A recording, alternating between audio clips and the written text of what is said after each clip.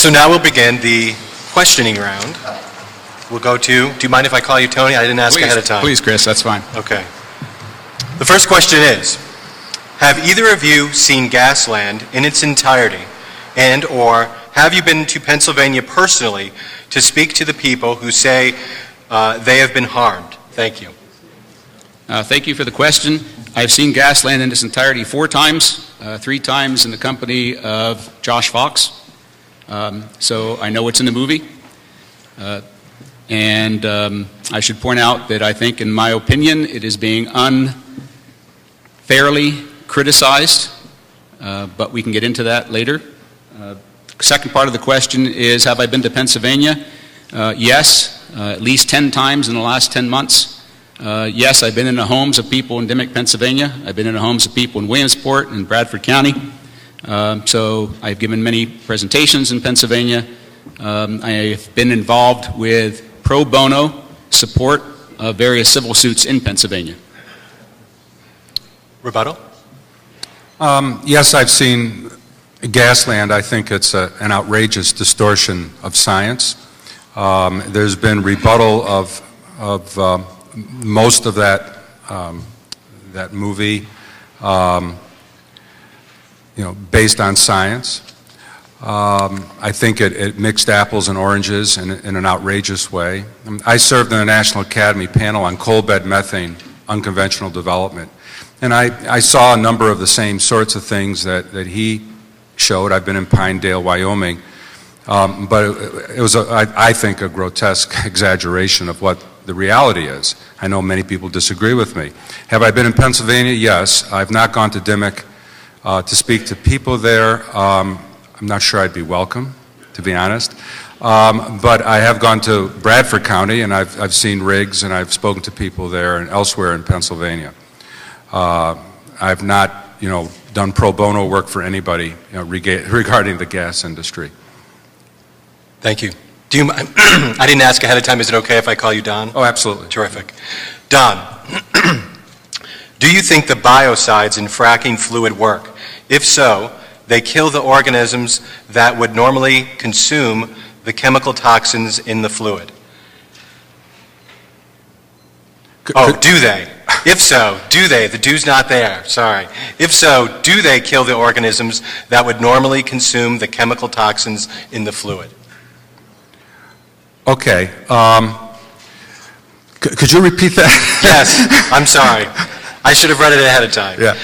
Do the biocides in fracking fluid work?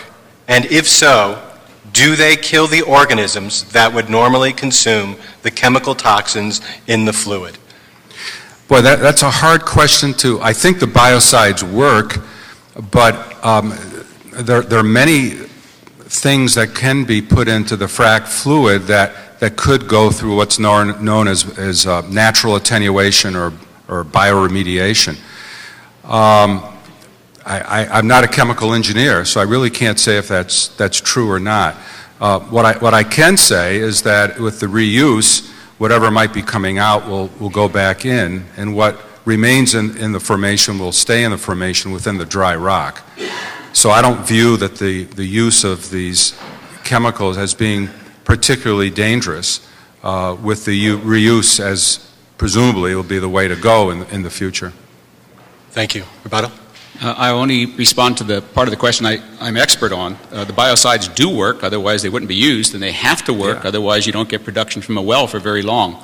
I'm not, like Don, I'm not a biochemist, not a biologist, so I don't know what happens to the fate of those biocides once they're down there and done the job they're supposed to do, whether they interact with other chemicals down there in a negative way. I would point out, however, that the most high-risk aspect of using biocides is not when it's down there, it's when it's transported to the pad and stored on the surface. Spills there are the problem, and that we have to assess the risk of that happening. So with respect to the reusing problem that Don keeps bringing up, I just want to point out that as of the last reporting period, only 4 of the 74 companies operating in Pennsylvania are doing any kind of recycling or reuse. One has to ask whether the smaller companies are going to have the wherewithal to go off and buy a $5 million recycling unit produced by GE and brought to a site. Thank you. Tony, what happens if there is a fracture or fault that allows the fracking fluid to escape into the groundwater? I'll answer that in two parts. First is what is the probability of such an event, and then what would be the impact of such an event. So some people have said that it's geology 101 to prove that migration of fracturing fluid from a few thousand feet underground to groundwater is categorically impossible.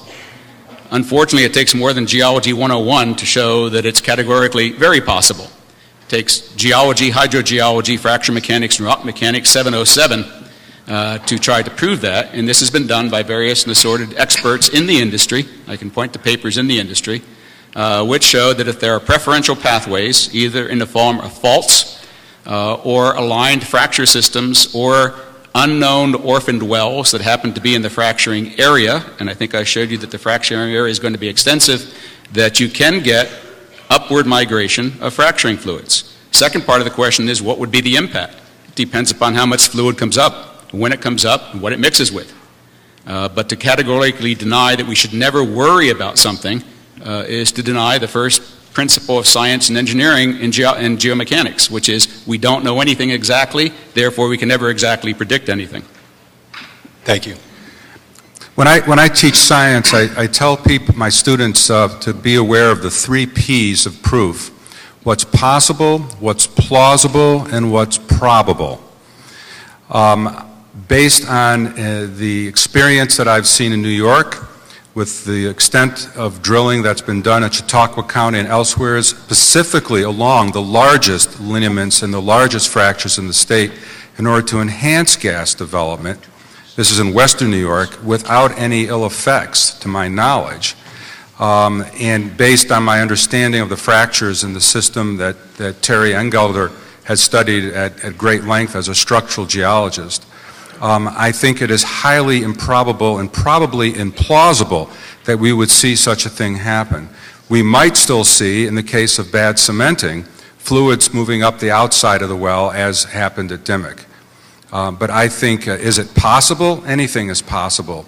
But I don't think decisions should be made on possibilities, but rather on plausibility, reasonableness, and probability, which is the higher standard of science.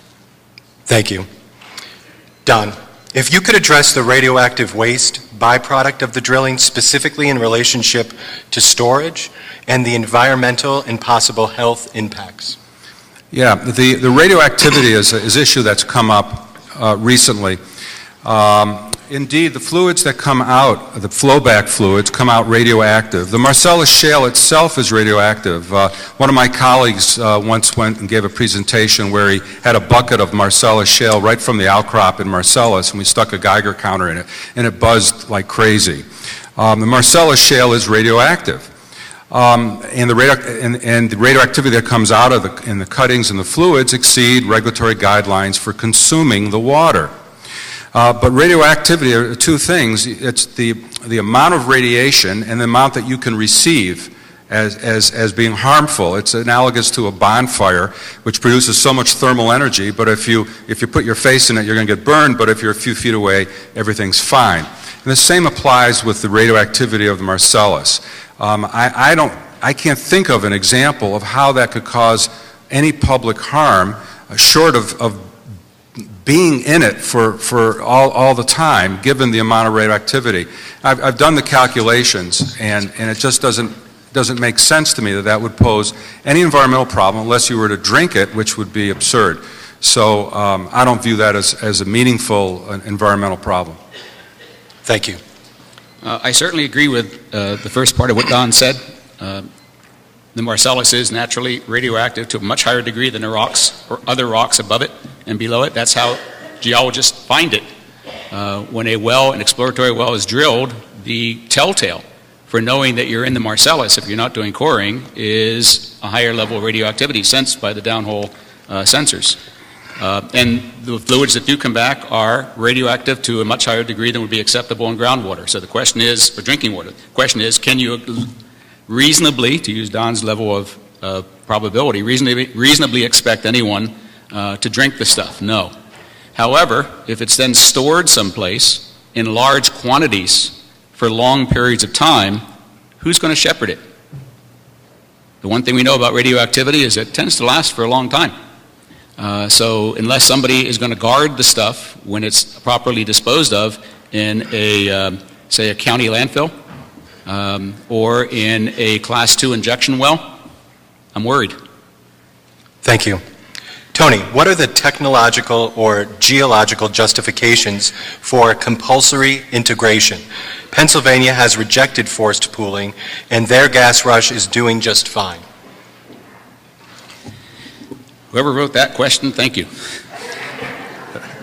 A little bit of political background. The compulsory integration change in the regulations and laws of New York State happened in the dead of night on the last day of session of the legislature in Albany a few years ago, when fewer than a third of the legislators were actually present. Not many people knew what it was about, and today not too many people still understand what it means. But what it means is the picture I showed you. You, as citizens of New York State, do not have the right to say no.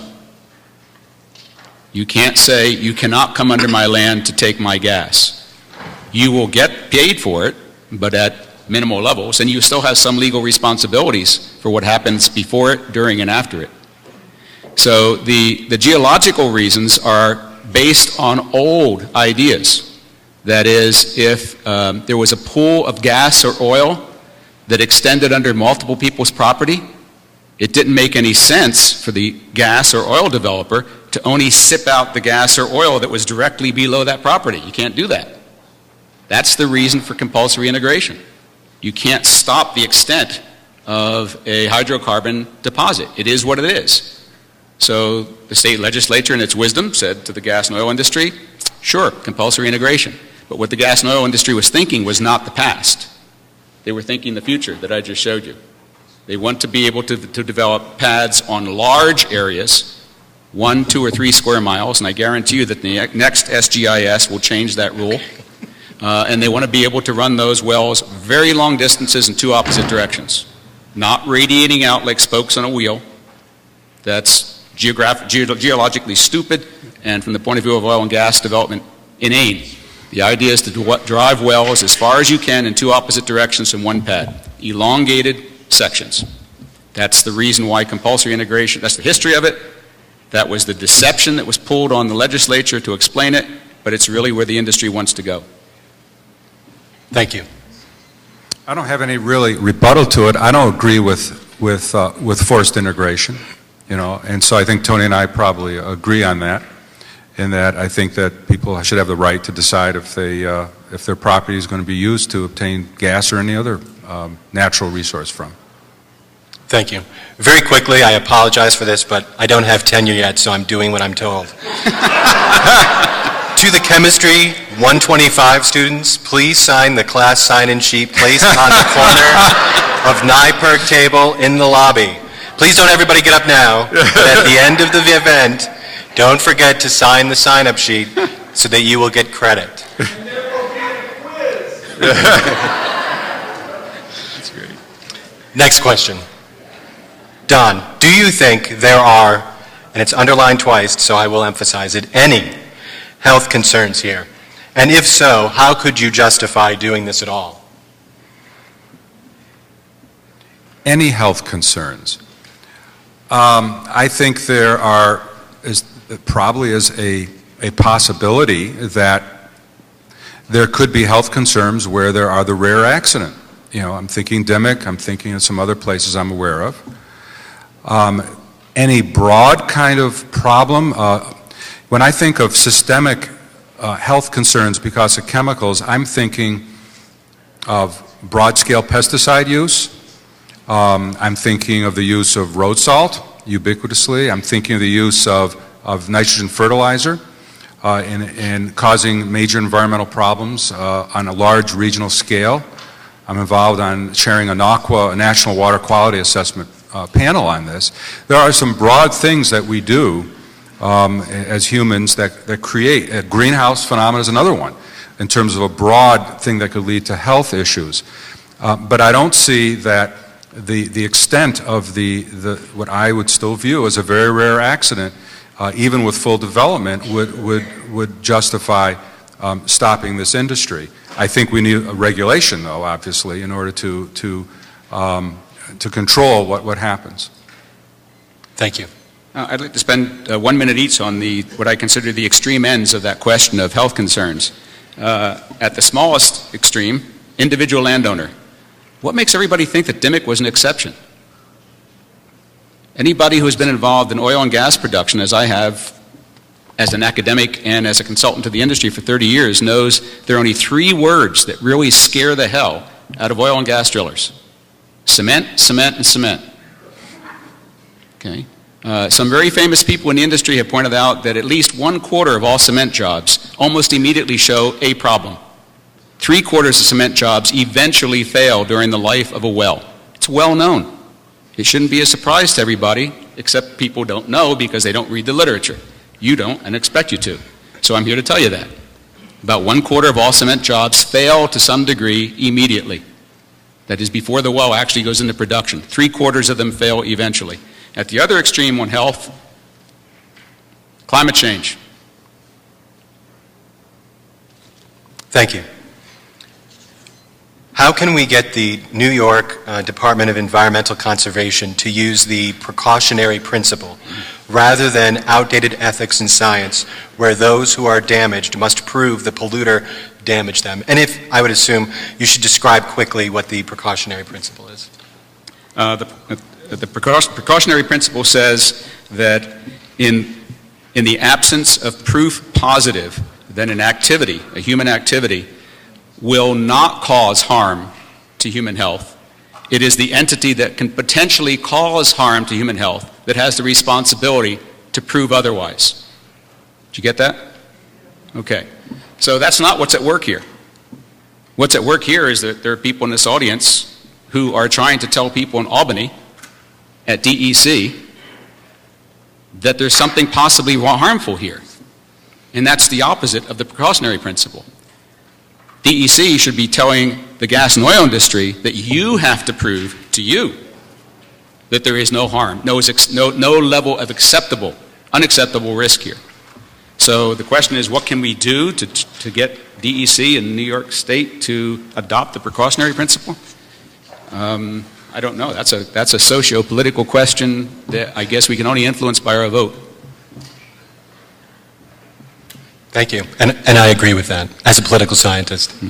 Let me rephrase the precautionary principle as I understand it. It's that if you say want to propose a certain activity and you don't know what the consequences are, then it's your obligation to figure out what the logical consequences will be before the activity happens. And in this kind of sense of precautionary principle we use all the time in medical field, for example. You know, I think the state is going to do a darn good job in regulating this coming industry. I think they've learned a great deal from Pennsylvania.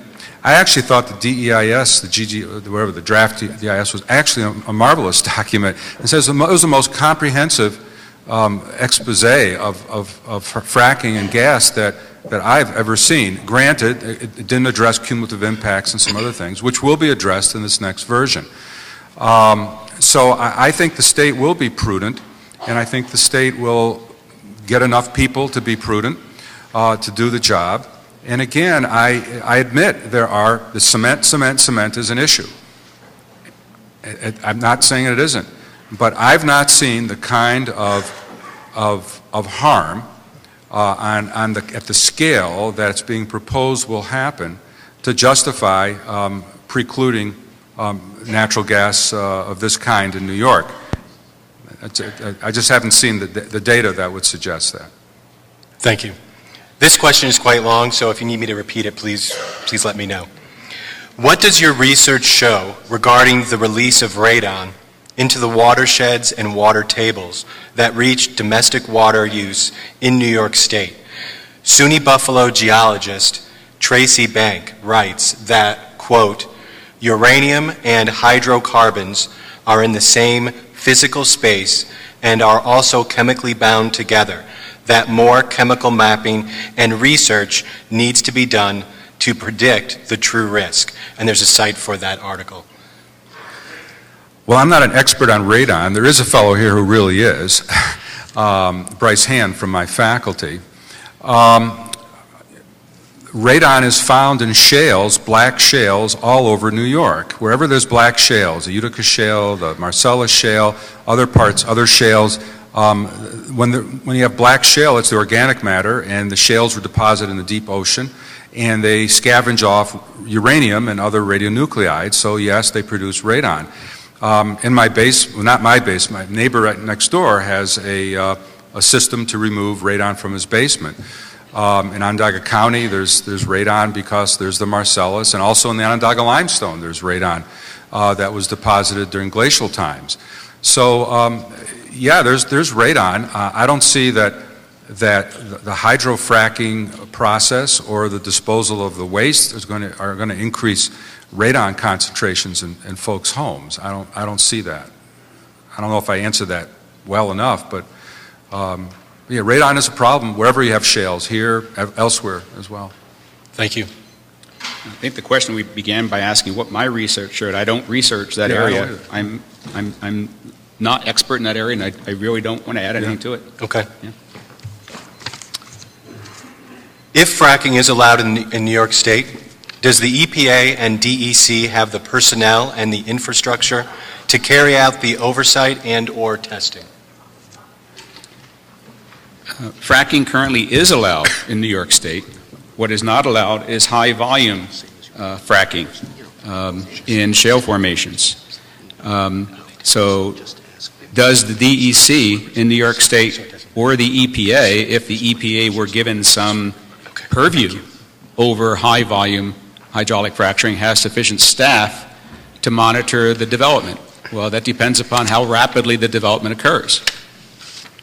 I would hope that in the next SGEIS, there would be put in place some controls over the permitting process. And by the way, New York State does not regulate by regulations. New York State regulates by permitting. There would be some controls put into the permitting process so that we would not dimmick an area. That is, in a very small area, over a very brief period of time, we overwhelm the resources of the DEC or the EPA, were to have purview, to adequately enforce regulations and monitor all important activities. So I would hope that the pace of development, if it begins to occur in New York, would be regulated such that we would not have to go out and hire, as Pennsylvania has, 2, 3, 4 times the number of staff they had 3 or 4 years ago. We can't afford it. Thank you. I largely agree with Tony. You know, I think that were shale gas methane to come to New York, we would need to have a strong infrastructure at the DEC in order to monitor it. I don't know if EPA would be involved, but I think the DEC clearly would be. I mean, I'm not an expert in economics. Given the controversy, I suspect that should it be allowed in the coming year, it's going to start pretty slowly, and it won't be an instantaneous process. There are only so many rigs in the country. There's like 5,000 rigs, and already they're moving some of them out of Pennsylvania for oil elsewhere. And so, and there's other plays all over the country of shale gas methane and coal bed methane. So you know, I think the development will proceed at a measured pace. I don't see why it would be explosive. But again, I'm not an expert in that. But that's just my feeling. I don't see why it would be explosive. So I think the DEC would have to develop the resources somehow in order to be able to regulate this according to the new DEIS regulations, which I suspect will be very rigid and very all-encompassing from what I'm hearing out of Albany. Thank you. Don, how many years will a well-made cement casing stay effective, and what happens and what are the potential risks if and when the cement eventually fails? Well, I'm not a cement engineer, so I have to rely on Tony's assessment in part, although I've not seen the data and the papers that you would have cited. So if you could send them to me, I'd love to see them. You got it. Okay. One thing I can say, though, however, is that from my understanding, and from what I've heard out of Pennsylvania experience, is that the production of of gas under high pressure diminishes rather rapidly. It's called an exponential drop, and it can go for 20, 30 years. And then after a while it no longer becomes productive, and so the gas well is given over to the landowner or the well is sealed. On the Appalachian Plateau, the net direction of groundwater flow, of fluid flow, in the absence of great pressure, is downward. Water falls on the surface and it percolates down and continues going downward to the great river valleys. And so I don't see any reason why should cement fail from a hydraulic perspective, that one would expect to suddenly see fluids from deep coming back up, once the well has gone through its lifespan. Obviously, if well cement begins to fail when you have the high pressures involved, then you get the kind of situation that we found, in Dimick and to a much lesser extent in other places where some gas can get into the aquifers. But I don't know what the long-term longevity of the cement is, or the cement in 4 rings of steel casing, which is what I understand the current view will be in terms of casing off the aquifers of at least 4 rings of cement and of steel and then cement between them. It seems pretty strong to me, but again, I'm not an engineer. Old wells I can't speak to. Thank you. This is an area I do know quite a bit about, and so I should point out that when we talk about the cement, we're talking about a layer that is 25 millimeters or fewer thick. And it doesn't matter how many layers of steel and cement you have. That's a misnomer, miscomprehension, or in some cases an outright disingenuous comment. It's not fluids, gases coming this way that's trying to penetrate into the well. It's the stuff coming this way. So in a sense, the more layers of steel and cement you have, the worse you're off. I know that's hard for you to accept. I need a 50-minute lecture on fracture mechanics and gradients of fluid flow and pressure. But think about this. You are trying to fill an annulus around a steel pipe full of cement that can never shrink, it can never crack, can never decay over the life of a well. Most wells, as I said, three-quarters of them, eventually the cement job fails, and you either get methane migration through the wellhead or into the aquifer. That's well known. It's well known in the industry literature, and I will send you the papers. So this is a problem that we've had since we started drilling gas and oil wells. There is no panacea. There's lots of research going on in the Schlumbergers and Halliburtons of the world still trying to solve that problem. I sat in an office in Tulsa, Oklahoma in 1988 and had Ken Nolte, who was then the god of oil and gas, say, what should we put in the cement so that it's constantly expanding? Because shrinking cement is the problem. It shrinks and it cracks. And I said something like balsa wood. And the funny thing is, there was a paper about a year later. I swear, it really happened. I was joking and they thought it was serious. Thank you. This is also a long question, so please ask me to repeat if you need to. Chesapeake has handed over American mineral rights leases to 7 foreign countries, including China. In Cortland County, Chesapeake leases are now in the hands of the Norwegian government, a government that does not allow onshore drilling in their own country. Profits from Statoil Hydro will help pay for Norwegian state-run health care. What does Aubrey McClendon, head of Chesapeake, mean when he says, quote, we must stow the irresponsible and unsustainable transfer of wealth to foreign oil interests? Discuss. I just read them. Wait, I'm sorry. Can I defer to Don on this one? It's a long one. Am I first? Yeah, you are first. Oh. I think Don and I are going to agree on this. So this is obviously theater of the absurd at this point. I don't know what else to say. Yeah, but I agree. It's two-faced, to say the least, for an oil or gas company executive to say that the production of any fossil resource in the United States is going to help wean us off of foreign dependence and then turn around and sell that resource. Never mind. It's just absurd. Yeah, Fair enough. I have nothing to say. Okay. Even, see, common ground, gotta love it. That's what I love about political science. In view of the comments made by a leading hydrogeologist in Australia who is extremely concerned about a huge aquifer under that county being negatively impacted by coal, methane, and oil hydrofracking in that county, do you think his fears are absurd? No, this to me? Yes. No, I don't. I'm a bit familiar with Australia. It's Australia, right? Australia. Yeah. Coal bed methane is very different than shale bed methane. The geology is very different. There's a great deal more heterogeneity, variability in the subsurface than that we see in the Marcellus Shale and the flat-lying rocks in New York. And I don't know the details of what he's talking about, but surely from what I've seen, in the past in coal bed methane areas, there's a greater potential for problems. Because of the interbedded sand lenses with the coal, for example, and so I'm not familiar with the details, so I can't speak to it. But taking that kind of unconventional gas versus shale gas, I'd be a little more concerned about the coal gas than I would from the shale. So I guess I'd say that I could see why he might be concerned, whoever he was. Yeah.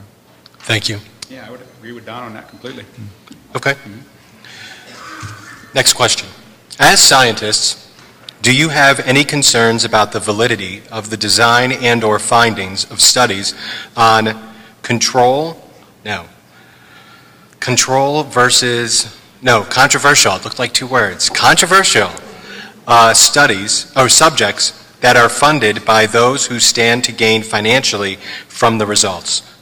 Did that make sense, or should I repeat it? Can you repeat that? Yeah, absolutely. Yeah. As scientists, do you have any concerns about the validity of the design and/or findings of studies on controversial subjects that are funded by those who stand to gain financially from the results? Absolutely.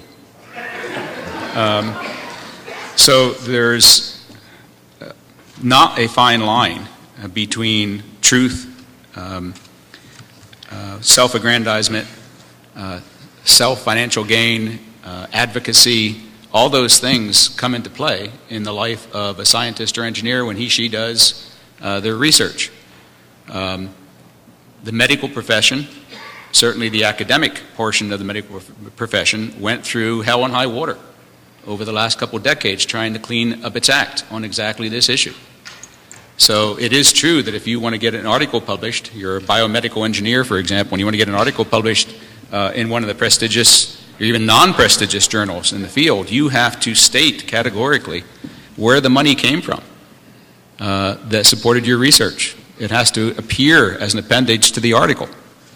We're not there across the board in science and engineering, so we're still subject to the problem that in some cases scientists and engineers are publishing findings that could have been influenced by their desire to have either personal financial gain or support of their research program or support of their graduate students or whatever.